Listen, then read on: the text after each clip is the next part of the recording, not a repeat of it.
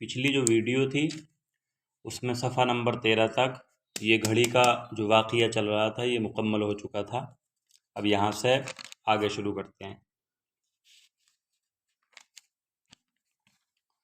یہ آگے صفحہ نمبر 16، اللہ تعالیٰ کی مخلوق۔ اللہ تعالیٰ نے دنیا میں ان گنت اور بے شمار چیزیں پیدا فرمائی ہیں، ہمیں ان سب کا نام اور کام معلوم نہیں، البتہ جن بعض چیزوں تک ہمارے علم کی رسائی ہے ان کی 3 قسمیں ہیں: حیوان، نبات، جماد۔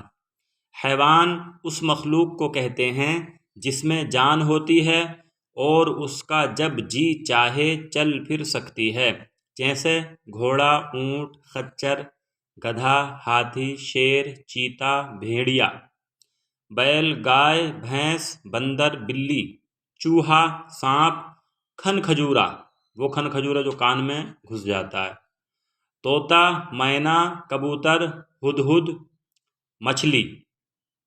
یہ ہدہد کیا ہے؟ حضرت سلیمان علیہ السلام کے زمانے میں جو خط لے کر کے گیا تھا۔ کیکڑا، کچھوا، چیونٹی، مکھی، مچھر وغیرہ۔ ان میں ایک ایک کو حیوان اور کئی ایک کو حیوانات کہتے ہیں۔ انسان اور جنات بھی حیوان ہوتے ہیں، لیکن چونکہ اللہ تعالیٰ نے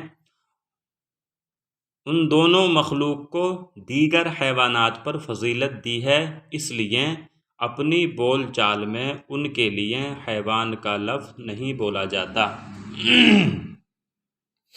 نبات۔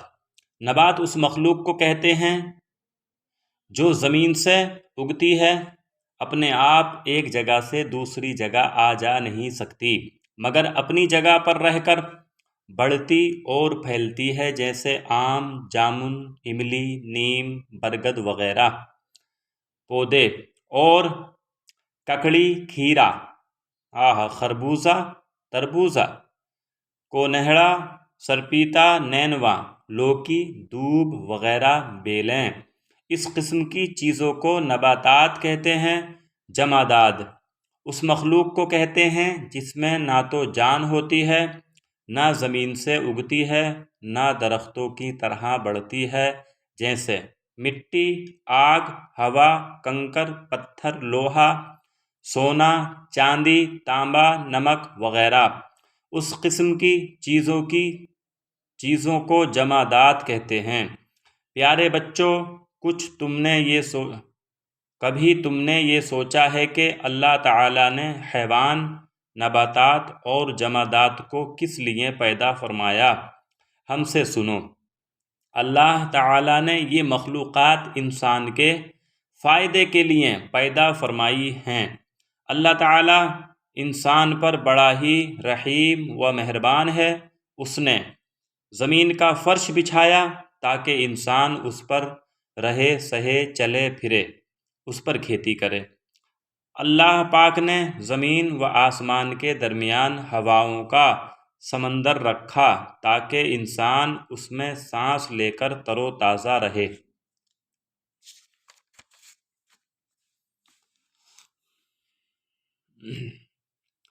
اب یہ صفحہ نمبر 18 آ گیا۔ یہاں رب العالمین نے پانی پیدا کیا تاکہ انسان اس سے اپنی پیاس بجھائے، جب جی چاہے نہائے دھوئے، اپنے گندے اور ناپاک کپڑے صاف ستھرے کرے، ضروریات کے وقت اپنے کھیتوں کی آب پاشی کرے، یعنی کہ پانی دے۔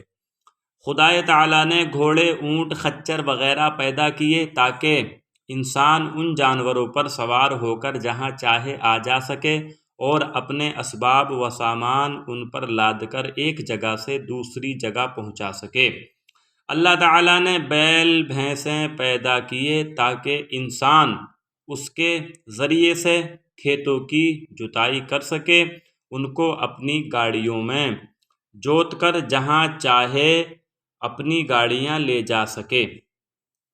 اللہ پاک نے بکری، بھیڑ، اونٹ، گائے، بھینس وغیرہ پیدا کی تاکہ انسان ان جانوروں سے دودھ حاصل کرے، دودھ سے گھی، مکھن، دہی تیار کرے اور جب چاہے ان جانوروں کو ذبح کر کے ان کا گوشت کھائے۔ اللہ پاک نے زمین سے طرح طرح کے اناج مثلاً جوں، گیہوں، چنا، ارہر، مسور، مٹر وغیرہ اگائے تاکہ انسان ان غلوں کو اپنی خوراک بنائے۔ اللہ تعالیٰ نے قسم قسم کے میوے مثلاً سیب، ناشپاتی، آم، لیچی، خربوزہ، تربوز، سنترا، انگور، کشمش وغیرہ پیدا کیے تاکہ انسان ان پھلوں کو استعمال کر کے اپنے جسم کو توانا اور دل و دماغ کو قوی بنائے۔ اللہ تعالیٰ نے سونا، چاندی، لوہا، تانبا، المونیم وغیرہ دھاتیں پیدا فرمائیں تاکہ انسان ان دھاتوں سے اپنے سینکڑوں کام نکالے۔ بچوں، اللہ تعالیٰ نے جس قدر احسان انسانوں پر کیے ہیں اور جتنی نعمتیں انسانوں کے لیے پیدا کی ہیں، اگر کوئی ان کا شمار کرنا چاہے تو ہرگز نہیں کر سکتا۔ ہر انسان خدائے تعالیٰ کی لاکھوں نعمتوں اور احسانوں کے اندر سر سے پیر تک ڈوبا ہوا ہے۔ اس لیے انسان کا فرض ہے کہ وہ اللہ تعالیٰ کو پہچانے، اس کو اپنا مہربان مالک جانے، اس کے احسان کا اقرار کرے، ہر دم اس کی نعمتوں کا شکر ادا کرتا رہے، اس کی بندگی سے کبھی منہ نہ موڑے۔ بتاؤ، اللہ نے اتنی نعمتیں بندے کو دی ہیں، تمام ہر طرح کی نعمت اللہ نے جو ہے وہ انسان کے لیے پیدا کی ہے، لیکن انسان ہے کہ اللہ کی نعمتوں کو استعمال کر کے، اللہ کی نعمتوں کو کھا کر کے کبھی اتنا بھی نہیں کہ شکر الحمدللہ کہہ دے یا الحمدللہ کہہ دے یا کہہ دے اللہ تیرا شکر ہے، بس کھایا دن دنا کے دبا کے صحیح کر کے اور منہ پہ ہاتھ پھیرا اور بس اٹھ کے انگڑائی لے کے چل دیے۔ یہ غلط بات ہے۔ کبھی بھی کھانا کھانے سے فارغ ہو اور کھانا کھانے کے دوران میں اگر کوئی بھی چیز اچھی لگے تو سبحان اللہ، الحمدللہ، شکر الحمدللہ، یہ الفاظ استعمال کرتے رہا کرو، اس لیے کہ ان الفاظوں کو کہنے سے ایک تو یہ ہے کہ اللہ کا شکر ادا ہوتا ہے، دوسرا یہ کہ آپ کے نامہ اعمال میں نیکیاں بھی لکھی جاتی ہیں۔ ٹھیک ہے کہ نہیں؟ یہ صفحہ نمبر 18-19۔ اب یہاں آگے آ جائیں، یہ آ گیا صفحہ نمبر 21۔ ٹھیک، نیک لڑکا۔ اب دیکھو نیک لڑکے کیسے ہوتے ہیں۔ غلام رسول بہت نیک لڑکا ہے، صبح سویرے اٹھتا ہے۔ واہ، آج ہمارے یہاں بچے 10 بجے اٹھتے ہیں، نہ ماں باپ اٹھاتے ہیں نہ وہ خود اٹھتے ہیں، بالکل جو ہے بے فکری کے ساتھ۔ جاگتے ہی فوراً کلمہ پڑھتا ہے، جنہیں کتنوں کو ہمارے یہاں کلمہ یاد نہیں ہے، لا الہ الا اللہ محمد الرسول اللہ صلی اللہ علیہ وسلم۔ پھر گھر والوں کو سلام کرتا ہے۔ گھر والوں کو کوئی سلام کیوں کرے گا یہاں؟ ہمارے یہاں تو کوئی سلام کرتا ہی نہیں، شرم لگتی ہے سلام کرنے میں۔ ابے سلام کا مطلب ہوتا ہے السلام علیکم، آپ پر سلامتی ہو، اللہ آپ کو سلامت رکھے۔ فجر کی نماز پڑھتا ہے، اپنا سبق یاد کرتا ہے، اسے جھوٹ بولنے سے نفرت ہے۔ آج کے زمانے میں تو بنا جھوٹ کے کام ہی نہیں چلتا، لوگ یہ سوچتے ہیں، میں نہیں کہہ رہا۔ جو بات پوچھو سچ سچ کہہ دیتا ہے، ماں باپ کا کہنا مانتا ہے۔ آج کے دور میں کوئی اولاد میں سمجھتا ہوں کچھ ہی ایسے فرما بردار لوگ ہیں جو کہنا مانتے ہیں، ورنہ ماں باپ کو کوئی اہمیت دینے کے لیے تیار نہیں ہے۔ یہ غلط بات ہے۔ بھائی بہن سے لڑتا بھڑتا نہیں، کسی کو گالی نہیں دیتا، بڑوں کا ادب کرتا ہے۔ بڑوں کا ادب ہمیشہ کیا کرو۔ بڑوں کا ادب ایک ایسی چیز ہے کہ تمہیں منزلوں پہ اوپر لے جایا کرتا ہے، بلندیوں پر۔ وہ جب مدرسے میں داخل ہوتا ہے تو پہلے استاد کو سلام کرتا ہے، پھر اپنے درجے میں بیٹھ کر آموختہ دہراتا ہے۔ آموختہ کہتے ہیں پچھلے سبق کو۔ جب چھٹی ہوتی ہے تو سیدھا اپنے گھر آتا ہے، راہ میں کھیل کود نہیں کرتا، گھر پہنچ کر وہ کام کاج میں لگ جاتا ہے۔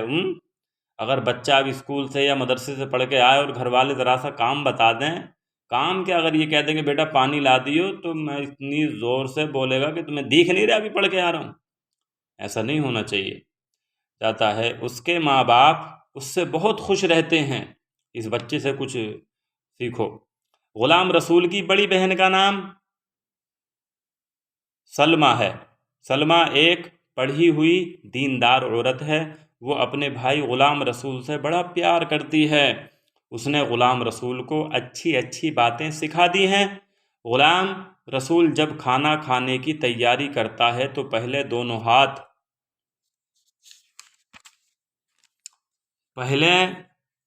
ہاتھ دھوتا ہے۔ واہ، کھانا کھانے سے پہلے ہاتھ دھونا بہت ضروری ہے۔ ہمارے یہاں تو ایسے کپڑے سے پوچھو اور چلو لاؤ بھائی لگا دو، بہت تیز لگ رہی ہوں۔ پھر بلند آواز میں بسم اللہ الرحمن الرحیم پڑھتا ہے۔ ہاں، بسم اللہ الرحمن الرحیم شروع میں پڑھتا ہے، تب کھانا شروع کرتا ہے۔ کھانے سے فارغ ہو کر الحمدللہ رب العالمین کہتا ہے۔ جب بھی کھانا کھا چکو تو الحمدللہ رب العالمین کہا کرو۔ پیارے بچوں، تم لوگ بھی غلام رسول کا ڈھنگ سیکھو۔ جب سونے کے لیے بستر پر جاؤ تو یا اللہ یا رحمان یا رحیم پڑھتے پڑھتے سو جاؤ۔ پھر سویرے اٹھو، جاگتے ہی لا الہ الا اللہ محمد الرسول اللہ صلی اللہ علیہ وسلم پڑھو۔ اس کے بعد گھر والوں کو سلام کرو۔ ہمیشہ سچ بولو، جھوٹ سے بچو، پڑھنے سے جان نہ چراؤ، ماں باپ کا حکم مانو، بسم اللہ کر کے کھانا کھاؤ اور پانی پیو، کھا پی کر الحمدللہ کہو۔ ٹھیک،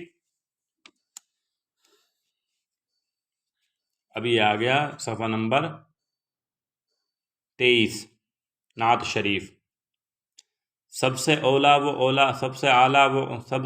و اعلیٰ ہمارا نبی، دونوں عالم کا دولہا ہمارا نبی، جس کو شایع ہے عرش خدا پر جلوس، ہے وہ سلطان والا ہمارا نبی، جس کے تلووں کا دھون ہے آب حیات، ہے وہ جان مسیحا ہمارا نبی، خلق سے اولیاء، اولیاء سے رسل اور رسولوں سے اعلیٰ ہمارا نبی، جس کی 2 بوند ہیں کوثر و سلسبیل، ہے وہ رحمت کا دریا ہمارا نبی، جیسے سب کا خدا ایک ہے ویسے ہی ان کا تمہارا ہمارا نبی، کون دیتا ہے دینے کو منہ چاہیے، دینے والا ہے سچا ہمارا نبی، سارے اچھوں میں اچھا سمجھیے جسے، ہے اس اچھے سے اچھا ہمارا نبی، سارے اونچوں میں اونچا سمجھیے جسے، ہے اس اونچے سے اونچا ہمارا نبی، کیا خبر کتنے تارے کھلے چھپ گئے، پر نہ ڈوبے نہ ڈوبا ہمارا نبی، غمزدوں کو رضا